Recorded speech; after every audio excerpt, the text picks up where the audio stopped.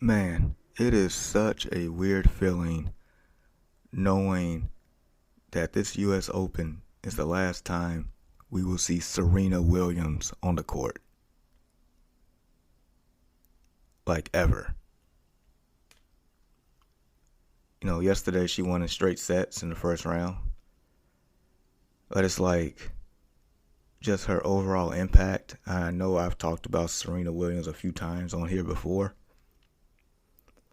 But to me, she's on the Mount Rushmore of, just greatest of all time across sports, period. She's on that list for me. Now, I'm not fully prepared to give my full Mount Rushmore for that at this moment, but just know she holds one of those spots, and there's 3 other vacancies right now, but she is definitely on that list.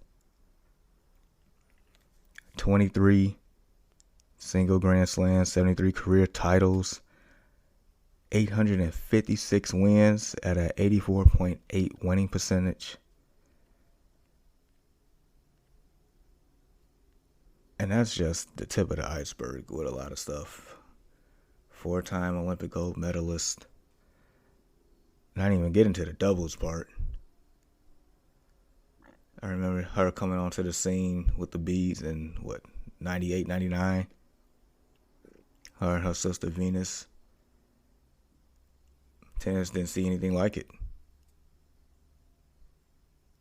And just her impact now, over the course of her career, the likes of Coco Gauff and Sloane Stephens, Naomi Osaka, just the list goes on. It's just remarkable to see it come full circle, just coming in as something different and then leaving as a whole influence, leaving as a legend, a living legend. She's only 40 years old.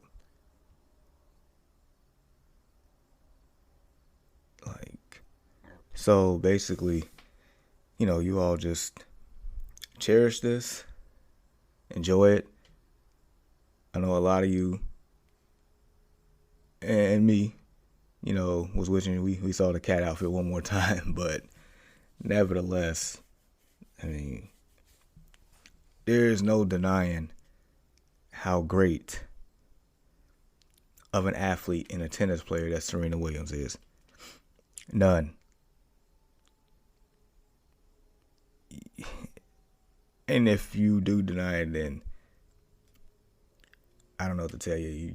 That's just pure hate at that point. The numbers speak for itself.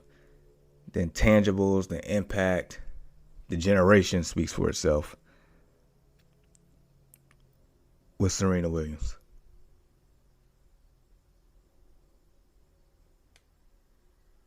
A bunch of celebrities at the US Open just, watching, hoping that it's not her final match. All of us are hoping that, she gets Grand Slam number 24 out of this. Steep hill to climb, but if anybody at the age of 40 that's capable of pulling this off, it's Serena. And that's it. That's the list. Serena. No one else. Embrace it. Man. All right, so we're gonna get into some other stuff. All right, let's jump into the NBA, because something interesting happened in the Donovan Mitchell news. So as you know, the Knicks and the Jazz have had ongoing talks about trading Donovan Mitchell, making sure that eventually he ends up as a New York Knick. Discussions died off, ramped back up. Seemed like they were inching closer and closer. The sense of urgency is starting to get there, because I'm pretty sure the Utah Jazz want to move this guy before the trade deadline, not the trade deadline, training camp. Otherwise, things get a little awkward, this, and that. So I get that. But what happened yesterday, I guess almost puts a monkey wrench into it. What I mean is RJ Barrett is someone that the Utah Jazz has wanted recently in a deal for Donovan Mitchell. But the Knicks ended up giving him a 4-year extension worth up to $120 million. So, yearly average, that's $30 million a year. That right there kind of makes things a little bit more complicated. So, ESPN's Adrian Wojnarowski, he said on Twitter, the Jazz and Knicks can still find a pathway on a Donovan Mitchell trade, but it's just harder to do. Out of 179 NBA players who've had the poison pill restriction, only one, Devin Harris in 2008, was traded.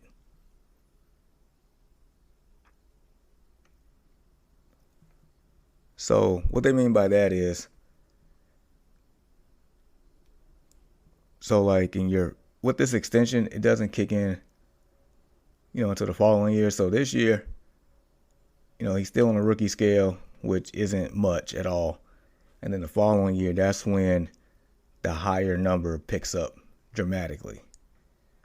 So you're safe the first year, but then you start getting to that 30 average, however it's spread out over the course of 4 years. I'm pretty sure it's going to gradually go up. So he's cap friendly now. Start of next season, not so much cap friendly.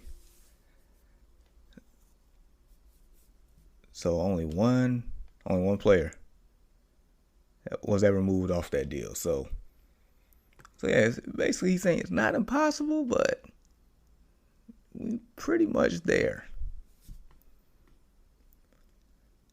So it just makes you wonder, will the Knicks be willing to, give up more draft capital to make this happen?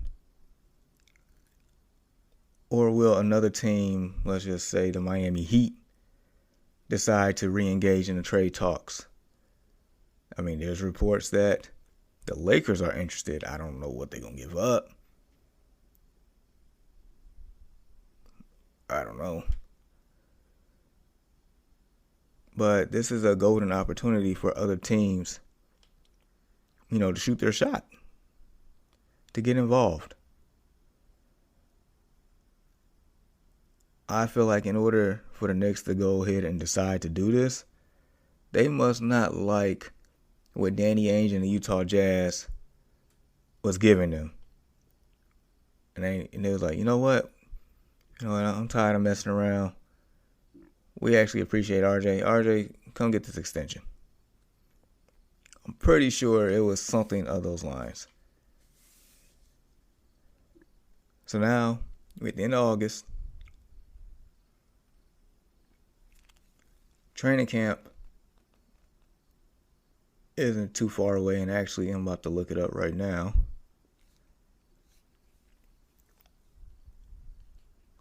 I can get trying to get the actual date here for you.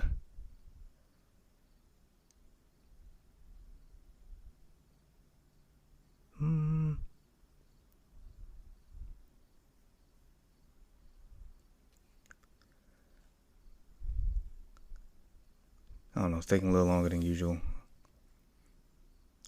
Trying to figure it out, but nevertheless, probably a month from now? Probably roughly a month, I would guess. So yeah, time is ticking.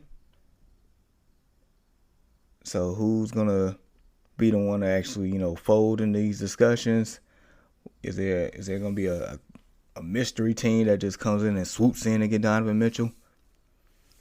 I mean, Donovan Mitchell is offensively is a star. He's not the most efficient star. He's based off volume. Because the man would jack up 30 shots and only hit 13. That's what he does. I mean, he is definitely, talented on that end of the court. Just, got to polish it up a little bit. Defense is a major question mark by all means. But he shows signs of D-Wade on offense. It's like their games are comparable on offense. Now I keep stressing offense because Dwayne Wade actually, played defense. If I'm not mistaken, he is the all-time leader in blocks for a shooting guard. I let that sink in. The man was only 6'3", 6'4" at best. All-time leader in blocks for a shooting guard. Donovan Mitchell is not even licking the bottom of his shoes on that one. It's just not happening. But a team like Miami, who had trouble scoring the ball last year, could use some offensive firepower like Donovan Mitchell. Just think about it. The Miami Heat took the Boston Celtics 7 games. Basically came down towards the end of the game. And they couldn't score the ball. They couldn't score. It was only Jimmy Butler. That was it. Tyler Hero was hurt. Kyle Lowry was on the back of a box of him. His face was on a milk carton, missing. Bam showed up, I think, twice in that whole series? If that. That was it. Nobody else was scoring. So, yeah, they can definitely use some offense. I'm pretty sure. I know Kevin Durant, that was one of the teams that he wanted to go to, but I'm pretty sure the Heat had interest in him, too, for that same reason. We can defend all day, but we got to put the ball in the bucket. That's how you win. You got to have more points than the other team. Okay, how you do it, you just have to, at the end result, that's what has to happen.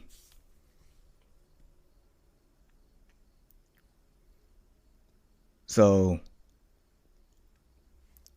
yeah, I'm just curious to see what's going to play out in that regard. Because it's going to get awkward. It really is. A lot of teams can use Donovan Mitchell. The Heat would probably be a perfect,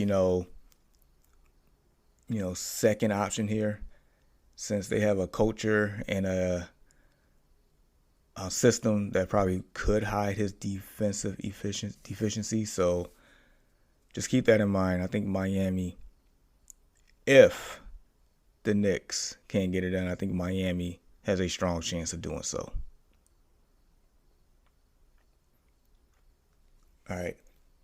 We're going to do a quick pivot here to Major League Baseball. About a month left in the season. Albert Pujols, the machine, hit his 694th home run. He only 6 away from 7. It's realistic. He can do it. And for a person like myself, who cannot stand the St. Louis Cardinals at all, you would think I was a diehard Cubs fan the way I don't like the Cardinals, but I just don't like them. I don't. But for him to get 694, I do want to see him get 700, because this is it. He's not coming back. But also, last night, the 450th different pitcher gave up a home run to Albert Pujols, which is a record. 450 different pitchers contributed to Albert Pujols' 694 home runs. Let that sink in. Man, but yeah, I definitely want to, see him get that on the way out.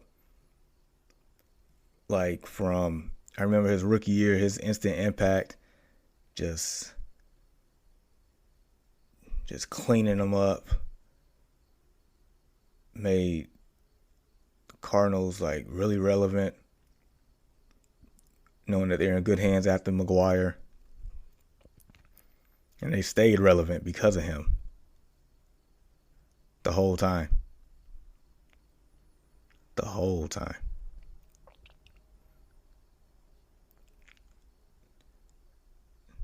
St. Louis is going to end up winning their division. So Albert going to have one final, chance for another ring, another run, which is going to be a steep hill to climb. But, that's why you play the game. Baseball is one of those sports where momentum is a real thing. A team can catch fire, and that's all she wrote. We've seen it happen before. I know the Royals a few years ago.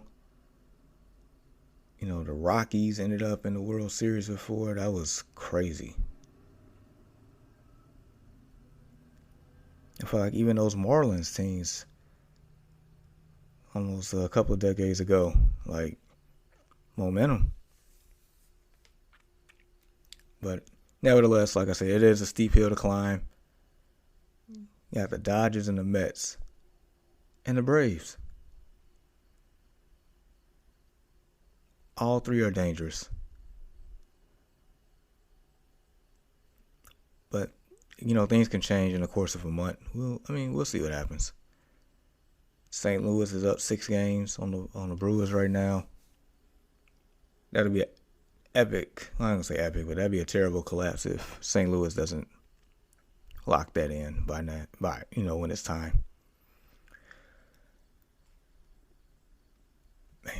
Man, oh man. And then Aaron Judge, all rise, home run number 50. He started off strong with the home runs. At one point in time, we were thinking man, is he going to catch Bond's single season record? It felt that way. He had a chance. But the way the Yankees overall has been struggling since the All-Star break, collectively, including himself, that kind of went out the window. But nevertheless, the man betted on himself and is about to get filthy rich after all this. He deserves it. I don't really like the Yankees either. But I do respect and appreciate greatness, so I do want to see how many he can finish this year off with. If he can get to 60 somehow, that'll be outstanding. That's a steep hill to climb. But, if he catch fire again, why not? Seriously, why not? All right, so today, the NFL has to cut their rosters down from 75 players to 53. Today's the deadline. And one team did something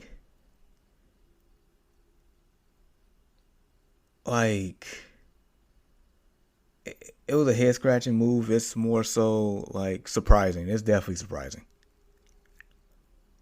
All these months, all off-season, we sat here and was all convinced that 49ers quarterback Jimmy Garoppolo would not be a 49er when the season started. And it was reports even early yesterday saying that the Niners was going to cut him if they could not facilitate a trade. And then all of a sudden, the Niners and Jimmy agreed to restructure his deal. Yeah, restructure his deal to a 1-year contract worth up to $6.5 million, fully guaranteed. The new look deal contains another total of $500,000 in roster bonuses and playtime bonuses that could boost it up by another nearly $9 million for up to a total of $16 million if all bonuses are reached. The deal also includes a no trade clause and a no tag clause, and basically lets us know that he will be the backup to Trey Lance this year. The guaranteed backup.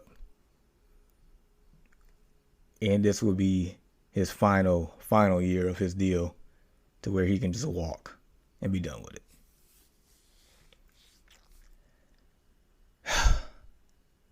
Wow. But based on how this offseason went, I get it, because, there's hardly anywhere to go. The only team that made the most sense for a while now was their division rival, the Seattle Seahawks, which the Niners didn't want to trade, within the same division. That part I get. And for the longest time, I had the same mindset of agreeing with such. But my take on that now is trade them wherever. If it's in the same division, fine. But you know what? You going to give up a king's ransom and something else. If you really want Jimmy G that bad, Seattle, you're going to give me all the draft picks. You're going to give me all the young prospects. You're going to give it up. Otherwise, I'm not doing it. That's how you approach that. That's just my opinion.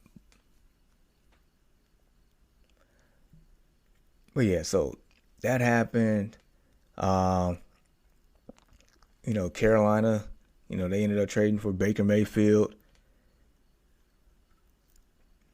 Houston, there's no point. They're rebuilding. The only other team I could possibly think of would be the New York Giants, but they are committed to Daniel Jones this year to see what he has. He is on his, this is it. This is his showcase year, just like Tua. So, oh, you know what? Another interesting spot that I've heard yesterday, and it's kind of like got me thinking, like, that kind of makes sense. And that would be Tampa Bay. Just back up Tom for a year. Tom is on his way out the door. And then you just inherit a pretty good team. Just another thought. But yeah, today is the day. Players going to get cut left and right.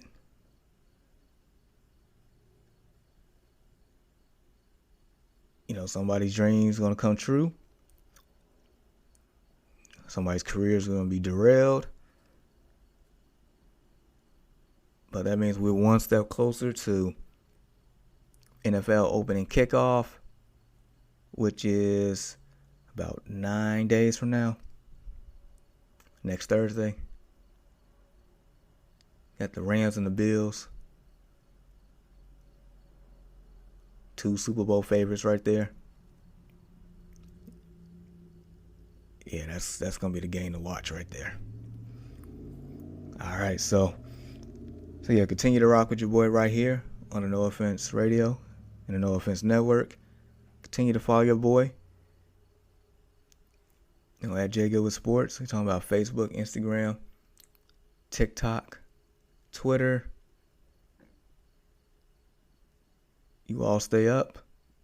Be safe. Enjoy the rest of this good weather before it turns. We're getting the hoodie season. And we just keep it going from there. But until next time, you all be blessed.